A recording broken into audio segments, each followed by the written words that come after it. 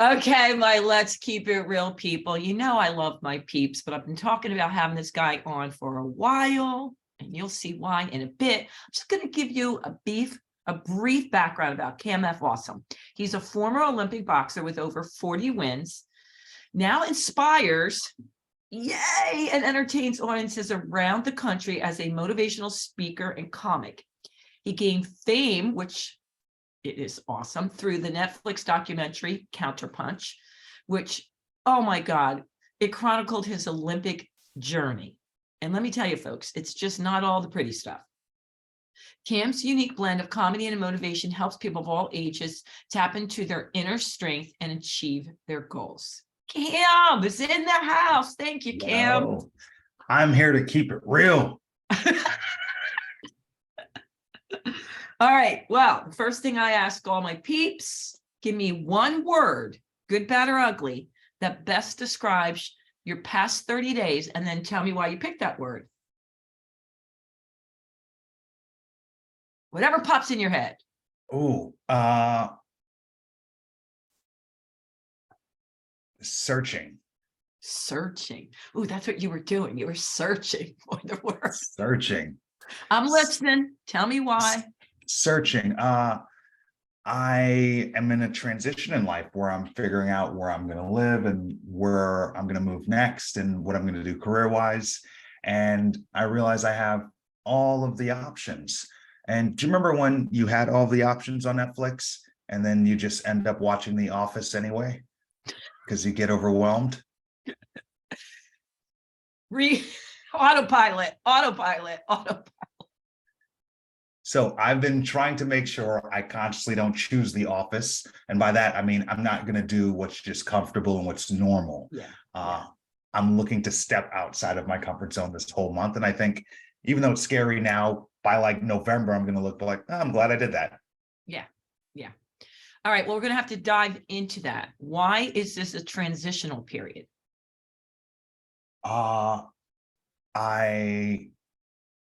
It's my lease is up. Oh, it's that simple. I came to Kansas City during the pandemic. Well, I lived here before, and then I was living in my van for about 3 years. And then when the pandemic happened, moved in with my girlfriend out in Portland, Oregon. And during the pandemic, we decided to move to Kansas City because it's cheaper here. Like, why live in Portland, Oregon if everything's closed? I have so many questions about that, but keep going. All right, go. I love Portland, Oregon. And it is cheaper in Kansas than Portland? Oh my God, so much cheaper. Really? It's so cheap in Kansas. And so, like, if everything's closed, why not get a house on a half acre with a fenced in backyard for next to nothing compared to what you would rent a 1-bedroom apartment for in Portland? Wow. Okay. So the plan was to come to Kansas City for 3 to 5 years, work on my speaking business, and then after that, make a change. So move somewhere I'd like to live. Not that I love Kansas City, but I think it's time for me to go somewhere else now. And I do stand-up comedy, and that was my goal. I got into boxing, funny enough.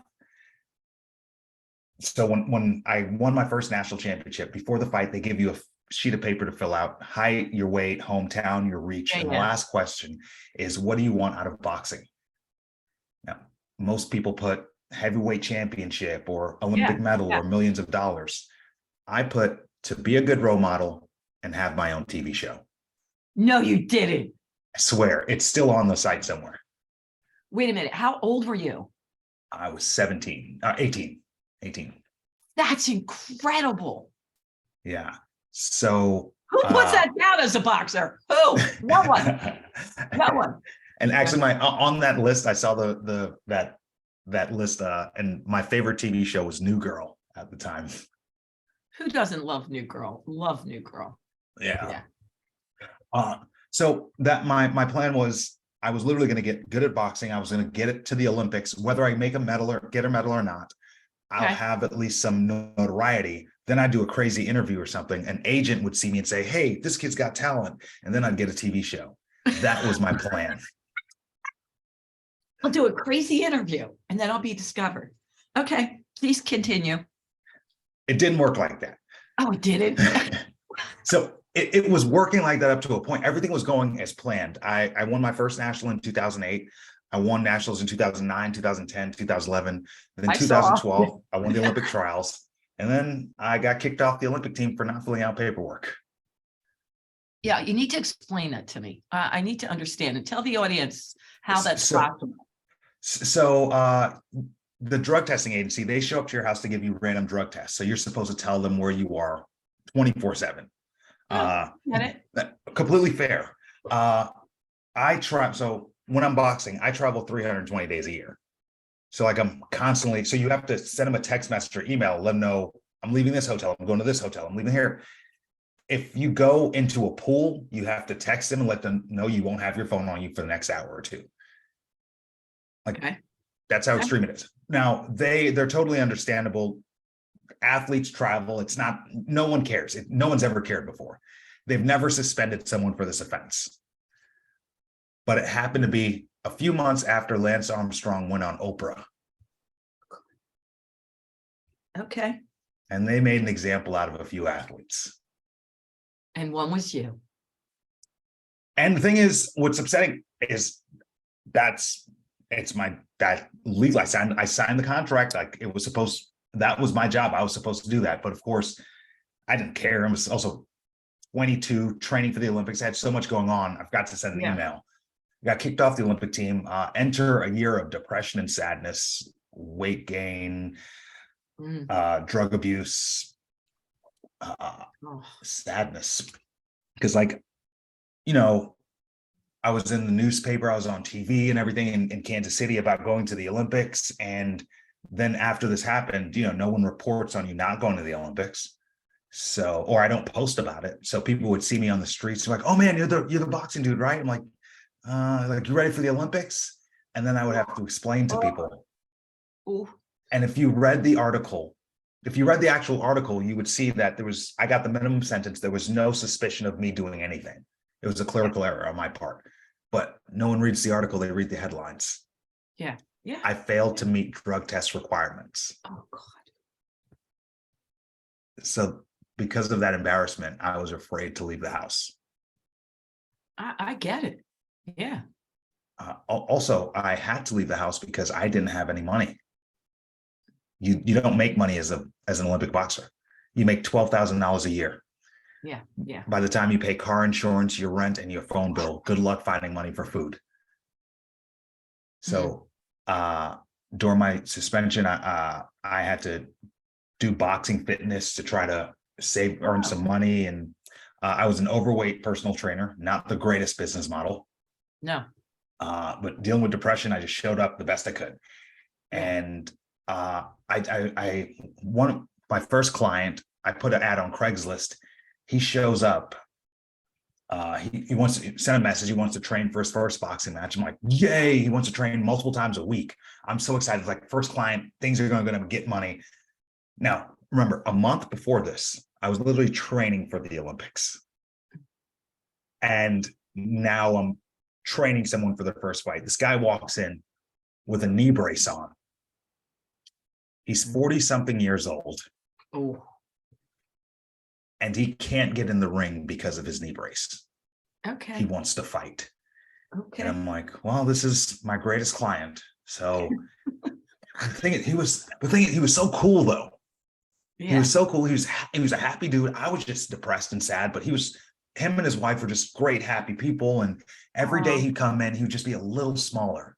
And he's like losing weight because he was overweight when he showed up. I didn't mention that he was big. And every time he got in, he was a little smaller. He was so dedicated. And as he's getting smaller, I'm getting bigger. God. And I've seen that. And then he mentioned something about being vegan and not interested in that at all. So I didn't even ask any extra questions, but I ended up losing a bet to him, just like one of those a boxing match. And it was Manny Pacquiao versus this vegan boxer. And if this vegan boxer won, I'd be vegan for 28 days. and I Oh lost. my. And I had to be vegan for 28 days. Oh my God. And Oh my the God. diet, even worse, the diet entailed sobriety. Oh. So for the first time during my suspension, I had to deal with my problems without the aid of alcohol. Oh. Blessing in disguise. Greatest bet I've ever lost.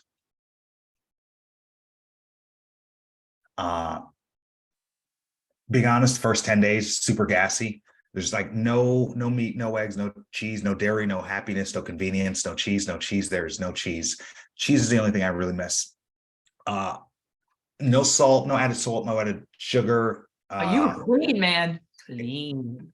Clean. And Saturday night, I was shooting back straight vodka. Sunday morning, I was a plant-based, no oil, no sugar, no salt, vegan. So my body went through an immediate detox. Yeah.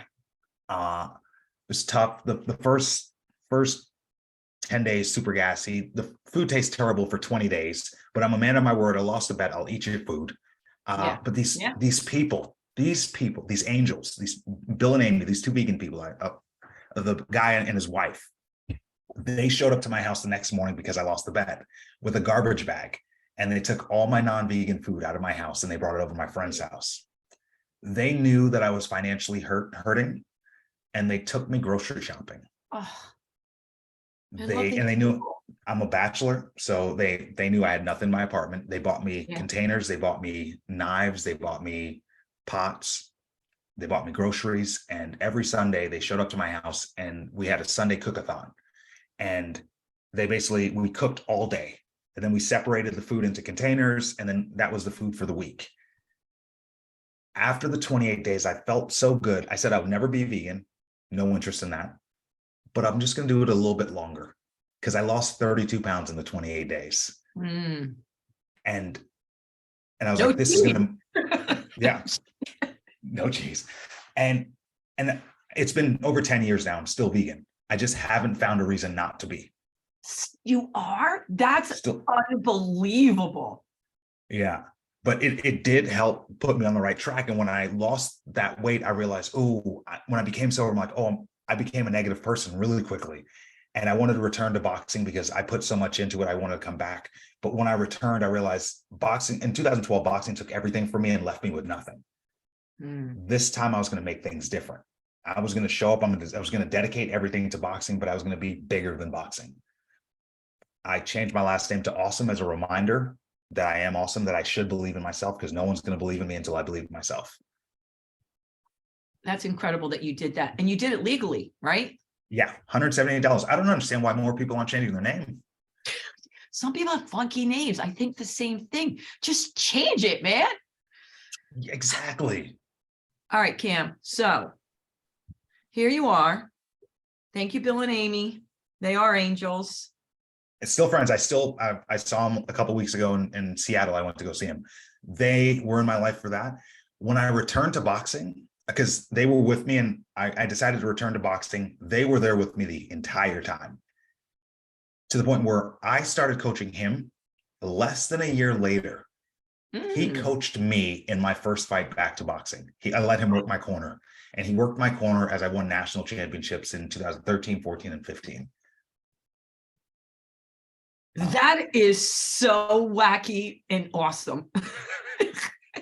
What are the chances? Yeah. That the client that walks in with the knee brace, who's overweight, 46, is now in your corner. Okay. Yeah, I figured they helped get me back to where I was. Why would I want to fight without them in my corner? They were in my corner during the suspension. Absolutely. Okay. So you went back to boxing for what, 3 years? I went back to boxing. So I returned. I won nationals in 2013, 14, 15. In 2016, I won the Olympic trials. So I basically picked up where I left off in 2012. But then I lost an international competition and didn't get to go to Rio. I was a little heartbroken, but this time it was on my own accord. I didn't get suspended. I lost. I'm okay with that. Yeah, Uh, we filled out the paperwork. Yeah, yeah. I took to Twitter. I made a tweet. I screenshot it and I look at it every so often. I said, I lost my Olympic fight today. Time to reinvent myself and see what's next for me. It may not be boxing. Mm. Now, I knew it wasn't boxing. I decided I did all this boxing stuff to be a performer. And then I realized in 2012, I had nothing. I gave everything to boxing and I wasn't even a performer. I wasn't doing the one thing that I wanted to do. So in 2012, I started doing stand-up comedy because I wanted to perform. So I started doing comedy and I realized I started to perform at Laugh Factory, Funny Bone, Yeah, the Improv. yeah. The most I've ever made was $40 in a bar tab, and I don't drink. So I couldn't be a broke athlete for this long and be a broke comic. So I would speak at schools about bullying, and I started saving the last 7 minutes for me to try out jokes because I didn't want to go to open mic night. And the students loved the jokes more than the speech. So I started to incorporate jokes in the speeches. So I do motivational humor. Basically at schools, I do an hour stand-up comedy show. Oh my God. I All the love jokes it. have morals and message attached to it. Okay, so we're going to back up a little bit. I want to get into that because that's really interests me. But you knew in 2017, this is it. You're not doing what you said you wanted to do with boxing, which I get, your own TV show, Inspire. When did you decide, or how did it come about that you put together the documentary for Netflix? After I returned to boxing in 2013, I made a post online and I said, like, I'm returning to boxing. I basically said my plan. I was going to win nationals. I was going to dominate. And I was going to win the 2016 Olympic trials. Okay. And then that's when Netflix reached out and wanted to document that. Netflix reached out to you. That Yeah. is really awesome. Okay. Well, it was the director of the thing, but the director of the Netflix film reached out to me. Amazing. And how long did it take to put together your documentary? So it's a blur because I was doing multiple documentaries at the same time. I was doing that Netflix one for the course of 3 years, which was Counterpunch. I was doing another one from the ground up, which is a vegan athlete documentary. Oh, what's that on? That's on Apple TV, I believe. Okay. And then I was on Destination Team USA, which was a United Airlines documentary, which I believe it's still on Netflix, or it may be off of Netflix by now. I don't know where it is now, but I was filming these three, and I would say it's intrusive. It's invasive. I've actually never watched any of them. I totally get that. I totally get that. Yeah. Yeah. That's All right. it's well, yeah. Why do you want to watch a documentary of your life? Yeah, I get it. Okay. So I'm going to say you're now doing what you said you wanted to do at 17. Yeah. It didn't look so. I looked very crazy, by the way, as a boxer, because in 2008, within 2 years of boxing, I never made a sport before. Within 2 years of boxing, I won my first national championship, which is unheard of. And people are like, "Are you going to turn pro now and make millions of dollars?" Yeah, yeah, yeah. I was like, "No, I don't really want to box. I was just doing this for a TV show." And then after I won a bunch of nationals, "Are you going to turn pro now?" No. After I won the Olympic trials, get suspended, I have a year off. They're like, "Well, you're not boxing now. Are you going to turn pro?" I'm like, "No, I have a plan." 2013, 14, 15, you going to turn pro? No. I win the Olympic trials 2016. Are you going to turn pro? No. I don't get to go to the 2016 Olympic trials. Finally, everyone's like, "You're going to turn pro now, right?" No. You know what I'm going to do? I'm going to buy a van. I'm going to buy a van and I'm going to live in this van. Okay. And I'm going to travel around the country because that way I don't have to pay for flights, hotels, or car rentals. Good plan. And I'm going to build a speaking business. And I lived in my van for about 3 years doing that. Was it a nice van, Cam? It was a Sprinter van. It didn't start off too nice. I didn't have air conditioning in it, but you got to do what you can with what you got. Okay. So in 2017, you're like, "I'm all in now. I don't want to pay rent." And that's a good plan. I want to be able to travel anywhere and speak everywhere. So for 3 years, that's what you did. Yep. Weekends I spent doing stand-up comedy. And on weekends, I also emceed vegan festivals around the country, Veg Fest. I would speak at schools Monday through Fridays and also speak at corporations. I would stop off and speak at after-school centers and gyms as well. I did 200 speaking engagements a year.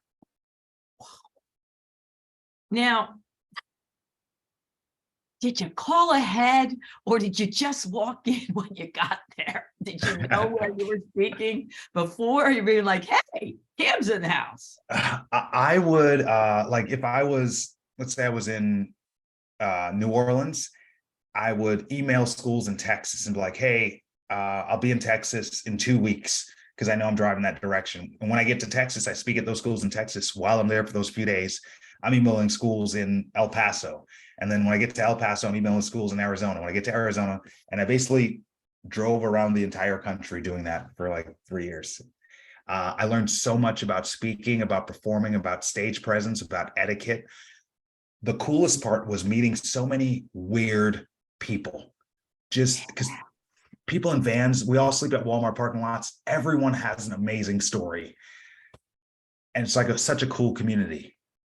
You sleep at Walmart parking lots? Isn't there like, places people go in the woods and their campgrounds? No? Oh, I dry camp. I would sleep at Walmart parking lots because any 24-hour Walmart you can sleep in for free. And I would shower at Planet Fitnesses.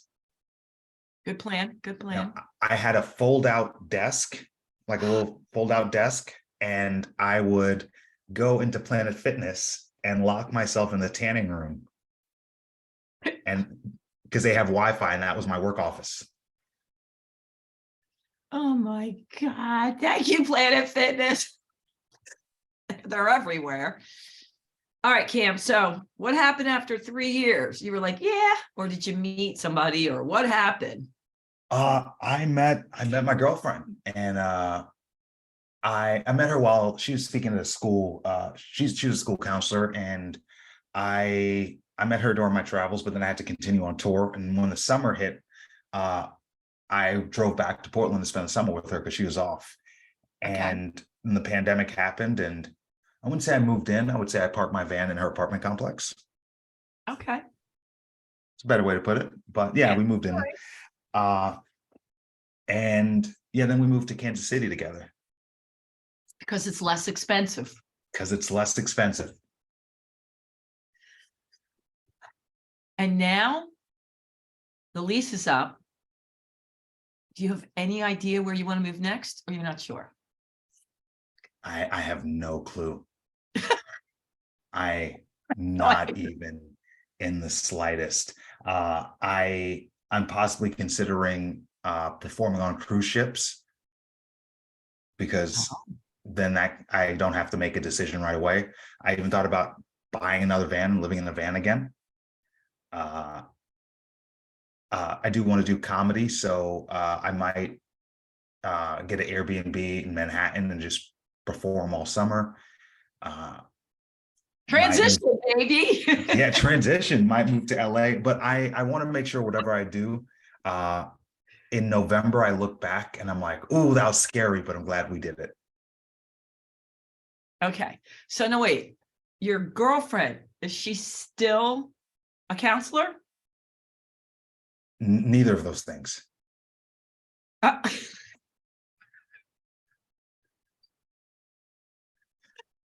thought you were going to say that. All right. Keep them separated. All right. Neither of those things. Oh God, we could spend days. All right. So I actually so I have a show live for women around the world. It's called, Hey, I Got Something to Say. And the last young lady said, she lives in Poland and she's in transition. She's making a documentary about women around the world struggling for freedom. It's going to be awesome. And so she is just going to pick up. And I said, where are you moving to? She's like, I don't know. I'll let you know. I just got to pack my suitcase the day before. I love that. I'm like, Valerie, she's like, I've lived in 5 countries. Let me see where I want to make my documentary.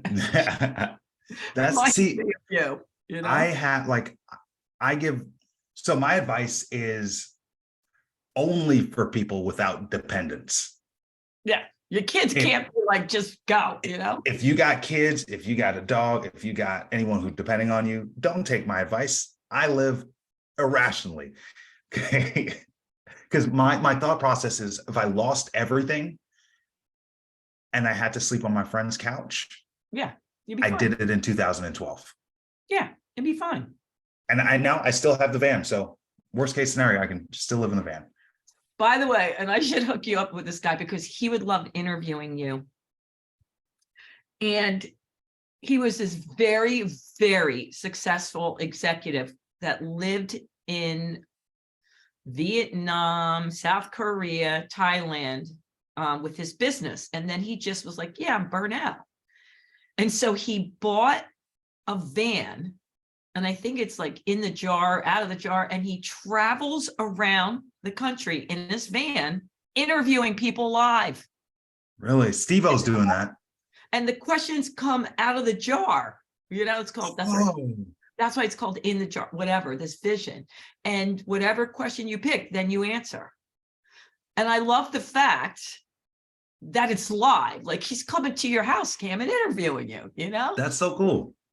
Yeah, I pull up and meet. That would be awesome. I tried a podcast in my van. It was called Down by the River. Ah, that's cool. Thanks. That's cool. I was gonna, because I love meeting weird people on the road and asking them questions, and I was going to interview them. And I didn't realize how hard it would be to get people back to your van. Well, I didn't think about it. yeah. Did you ever think of going to their place? Like, that's what he does. He doesn't have them at his van. He goes to them, their office, their home. You just have to do a little switcheroo there. Oh my God. I mounted the camera in the van, so we would sit down on crates in the van. And it wasn't that nice of a van. It wasn't that nice of a van. It was a Sprinter van. I could almost stand up all the way, but it wasn't that nice. You crack me up. All right. I didn't ask you any of the topics that you did. Okay. Then you're gonna have to have me back. I would. What I would like to do. So we'll talk later. So I used to, my whole life, I've been an entrepreneur owning health clubs. That's what I did for a living in the Philadelphia area. I just sold them in 2019. Did not know about COVID, but it was the right time. Good timing. Good timing. But yeah. On the side, I always traveled around doing speaking engagements, right? My dream, Cam, is, and I took a course over COVID that was a year course because I'd never been formally trained. I always just, do my thing, but I wanted to take it up the next level and get on the really big stages, like, the Tony Robbins stages. And it was incredible, this course. But my dream is to have 4 or 5 people on the same stage come out, and speak. And I'm already thinking Cam would be so good because I go into high schools and colleges too, as well. Of course, it could be so fun. All right. Sweet. Anyhow, I just signed up for NACA. Did you? Yeah. Good. Okay. So now let's talk about what you're doing right now so people can support you with or without van, wherever you live. Let's dive in a little bit more, because you told me before we came on that you spoke at 11 schools in the Philadelphia. 13. So tell them right now, like, does it matter? Like, are you homing in on schools, or it doesn't matter, schools, corporations? So what I found is an adult is nothing but a child with driving privileges. Mm-hmm. Good point. we all face the same issues. We all face the same struggles. I just use different references. I'd use a MySpace references for adults, but a child wouldn't get it. I'd use a different reference for students. So I speak on resilience. I speak on overcoming hardships. I speak on goal setting, as well. So I was captain of the USA national boxing team for about 12 years. And I went to over 30 countries as captain. So as my job would be to find out the do's and don'ts of each country, learn them, and relay the message to my teammates so we don't make ourselves look like idiots in other countries. Yeah. Through doing this over the course of 12 years, I learned a lot about cultural communication. So I talk about cultural communication in the workplace as well. Gotcha. So I'm a diversity consultant. I MC galas, award shows, and as well as festivals. And also answer questions you DM me. So yeah, you love it. You love it all. All right. So you've been all over. You've met a lot of quirky people. Is there any individual, you can call him Billy or Sally, that sticks out in your mind that was like, oh my God, this was the weirdest or awesome, most fun person you've met? Is there anyone? Oh, yeah. Tell us about one person you met at the Walmart parking lot, or I don't know. I can tell you someone. He saw me win nationals in 2008, and then he randomly emailed me. His name is John Brown. It doesn't even seem real. You can't Google that name. And he said, "Hey, I saw you win nationals. This is weird, but would you like to move to Kansas City?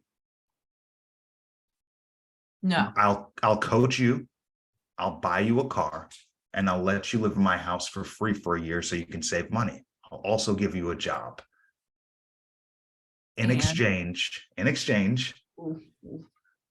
okay, you have to speak at all the high schools and middle schools about bullying and get kids to join my nonprofit boxing gym." Oh, okay.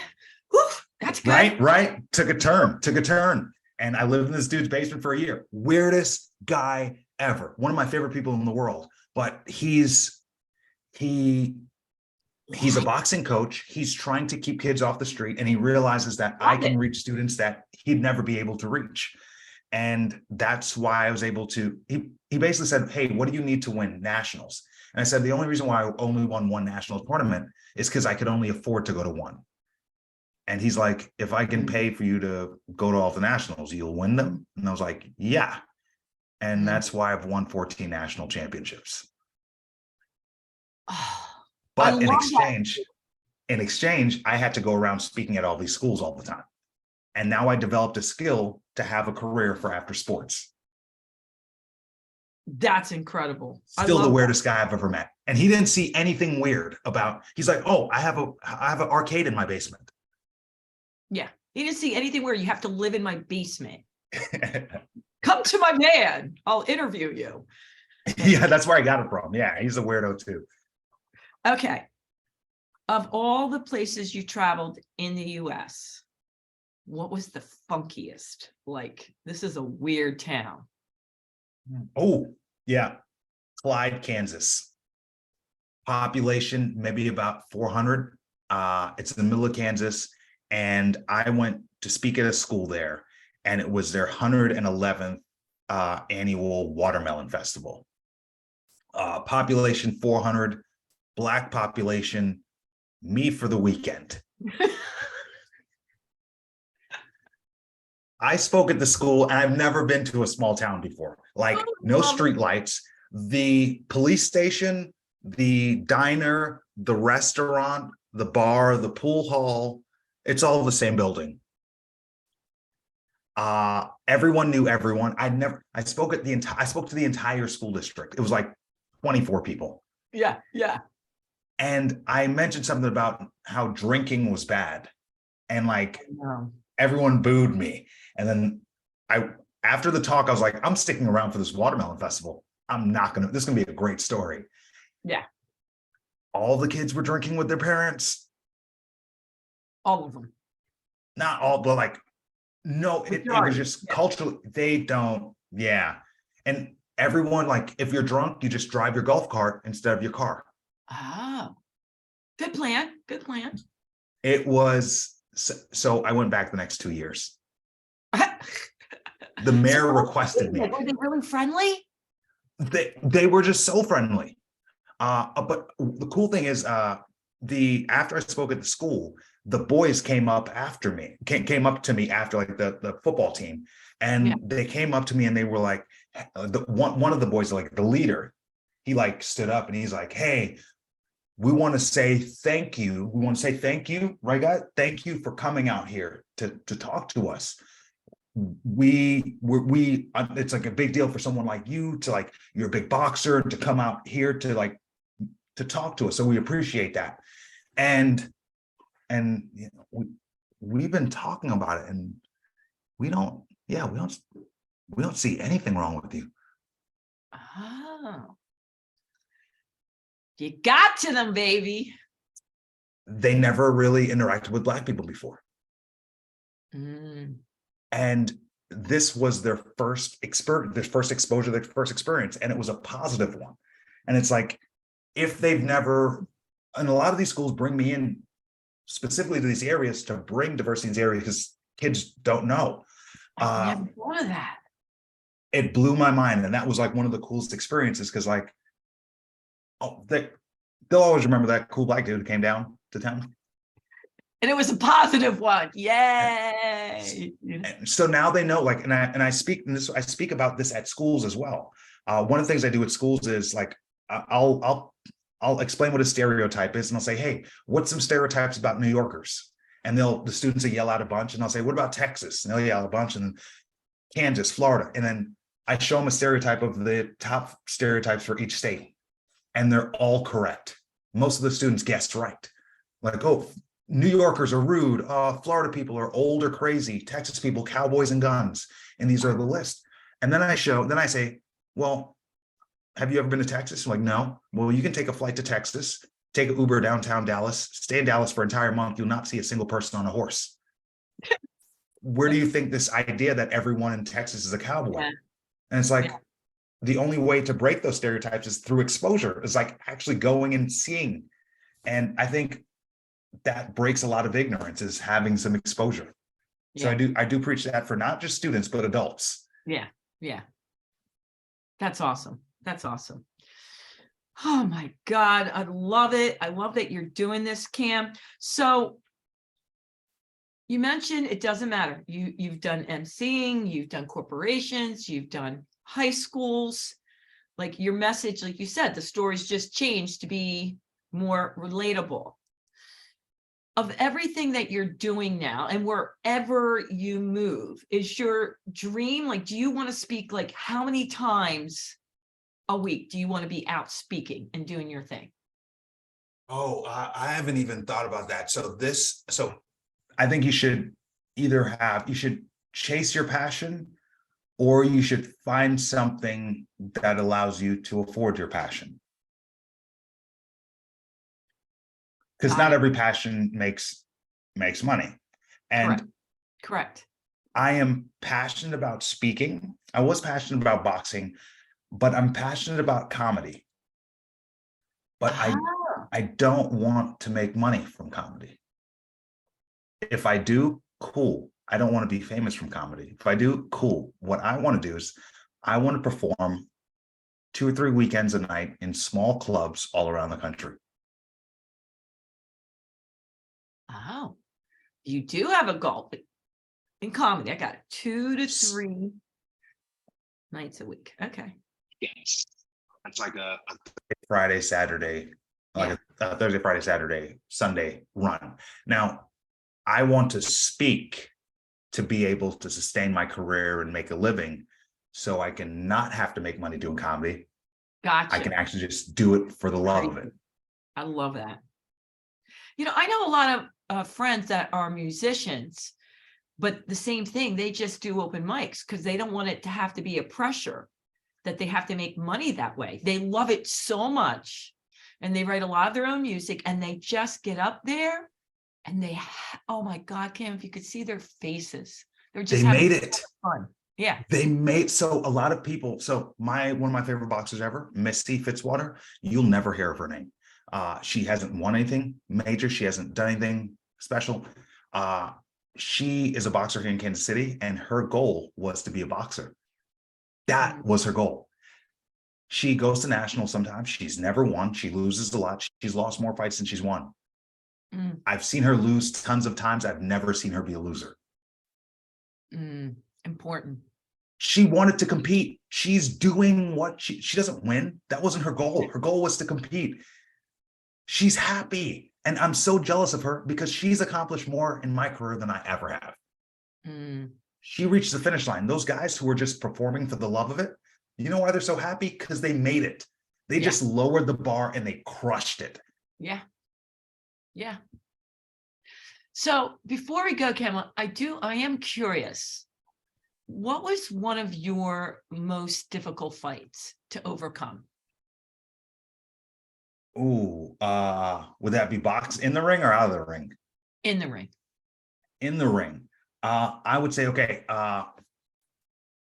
Roberto Camarelli. He was a 2000 silver Olympic medalist, a 2004 bronze Olympic medalist, and 2008 gold Olympic medalist. He came to Reno, Nevada to fight me in my own backyard. Sandy, do you think I'm gonna let some dude beat me in my own home on my own home turf? That's rough, man. That's rough. Sandy, he beat the crap out of me. Yeah, here's why. So he's a very experienced fighter, more experienced than me. And so people in Philly fight different than people in California. Different places have different boxing styles. Yeah, I never even thought of that. I'm aware of that, but I wasn't aware that they fought so much differently in Europe. They throw punches like looping around in a way I've never seen before. And I was literally just running into punches. And he beat me like a child. Oh, wow. And I got to the locker room and I was like, I am embarrassed. Because I had this thought like, oh, he's going to be flying back home sad for all them hours. He just beat my ass and now he's enjoying a casino in my country. But what he did is he taught me something. He exposed me to something I'd never seen before, that boxing style. Yeah, yeah. Then I won over 40 boxing matches in a row here in America. Because I figured out what he figured out. And no one else here figured out what we figured out. That was one of my losses. I've got 39. Yeah, yeah. I've got more losses than any other boxer you could probably name. That is a lot of losses. Is that true? More than anyone else? Well, I'm sure there's someone in history with more than that, but any relevant boxer, I have more than any of them. And more losses, but I've also got over 400 wins. Yeah, yeah. It's important. I would have never gotten to 400 wins if I would have stopped at 15 losses. Yeah, yeah. You know what, Cam, I'm so glad that you're in high schools because I know even from my experience when I speak, the number one thing I see that's an issue with the kids is they really have a rough time with what I call the F word. I don't say it, failure. They have such a rough time that and here you are going. What, you don't even say the word. What do you think the F in my name stands for? Failure. See, this is the joke. It's not really failure to me. It just didn't work out. And so I joke about that because for me, failure to me is that I didn't put myself out there. I can't handle that. If it didn't work out, I'm okay with that, Cam. You know? But if I don't put myself out there for that, that bothers me. That to me is failure. I agree. And it just didn't work out the way I wanted to at the time. Yeah. Oh, and just to finish up this story. So 2016, I didn't go to the Olympics, so I moved into the van. While I was speaking at all these schools, I was still speaking at high schools, middle schools, living in the van, doing all that. And I realized the Olympics are coming up again for 2020. I tried to sign up for Team USA, and they said I can't with my speaking business. My dad is from Trinidad and Tobago. So I flew to my dad's home country. Okay. I learned about their country. I filed for citizenship. I became a dual citizen. I fought in their Olympic trials. I won by knockout. I returned to the US. And I finally qualified for the 2020 games. but then the pandemic happened and I didn't get to go. Right. Oh, I know. So 2008, 2012, 2016, 2020, 16 years, I went after the same goal. So when I talk about failure, it's like I live it. Yeah. But Yeah. the idea is if you can fail without being discouraged, success becomes inevitable. Yeah. My goal was the Olympics. 16 years after going after that goal, I didn't win it, but I've won more boxing matches and more national championships than anybody else in the history of the sport. Mm. But if I were to change, if I were to look at it in a different way and say, you know what, I'm afraid of failure. Instead of embracing failure, if I try to avoid failure and I set a small goal for, let's say, state championships, and I barely missed that, I wouldn't have anything. So my idea is you set a goal so big that you're supposed to fail, and everything you accomplish is just gravy. So let's end on, what was one of your favorite fights? Ooh, I got it. I was Okay. fighting in the Ukraine, and it was a tournament, and I fought the Ukraine boxer the first day, and they packed the place. They cheered for their dude. They had drums, horns. They went crazy when I was fighting this guy, and I beat the mess out of this dude. And the arena was silent. No And jump for you? no. So I panicked. Like after I won, I just hurried up in the team bus and I went to the hotel because I was afraid. Different country, and you don't know these people. I show up the next day, and these friggin' people, they all showed up with signs and flags with my name on it because they're like, "You beat our guy. We're going to cheer for you the whole time." And this entire stadium was chanting my name every day for the rest of this tournament. It was You at didn't pictures. that. Yeah, I didn't expect that. Yeah, I thought they were going to be mean. They were the nicest people. Yeah. Their guys out. Now you. Yeah, they cheered for me literally like I was their guy. Oh, that's good. That's a good start. What year was that? That was 2014. 14. 2014. I've gone over there a few times. I think that was 2014. Between your speaking and your boxing, you've really got to meet a lot of incredible people. I never got on a plane until I started boxing. Oh, And I've been to close to probably 35 plus countries now. isn't that great? Isn't that great? I love that. All right, Cam. Well, we gotta go, man. I could talk to you forever. I know, it's so fun. Listen, before we do go, though, tell my Let's Keep It Real people how they can support you and how they can find you. How you can support me is by keeping it real yourself, keeping it honest with yourself. But also where you can find me is at Cam F Awesome and camfawesome.com everywhere. I'm an open book. If you do have any questions that weren't answered, shoot a DM. I'm always around. You're always around. Anything we didn't get in that you want to tell the people? No, give me advice on where I should live. Somewhere you never lived before. That's affordable. How's that? I love that. I love that. Probably wouldn't be Philadelphia, I'm going to say. Somewhere without snow in the winter. By the way, we didn't get any snow, and I'm freaking bummed. Like, teeny bit. It's just not nice. All right. My Let's Keep It Real people. I think you're going to say Cam kept it real, and we both would appreciate it if you rate it, liked it, and shared it. And until next time, you know what I'm going to say. Bye, Cam, and toodles. Toodles.